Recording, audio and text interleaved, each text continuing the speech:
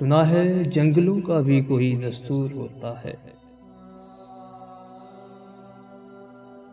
سنا ہے جنگلوں کا بھی کوئی دستور ہوتا ہے، سنا ہے شیر کا جب پیٹ بھر جائے تو وہ حملہ نہیں کرتا، سنا ہے شیر کا جب پیٹ بھر جائے تو وہ حملہ نہیں کرتا، درختوں کی گھنی چھاؤں میں جا کر لیٹ جاتا ہے،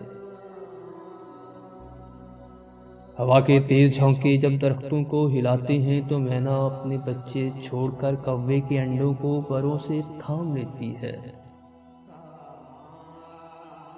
سنا ہے گھونسلے سے کوئی بچہ گر پڑے تو سارا جنگل جاگ جاتا ہے،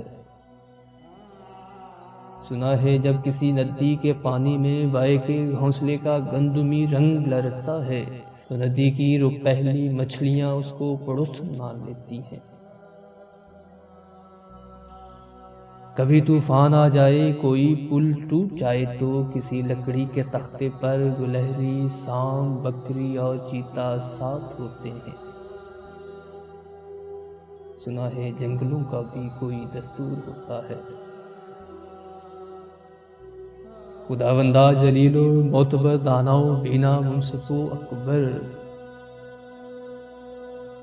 خداوندہ جلیل و معتبر دانا و بینا منصف و اکبر، میرے اس شہر میں اب جنگلوں ہی کا کوئی قانون نافذ کر۔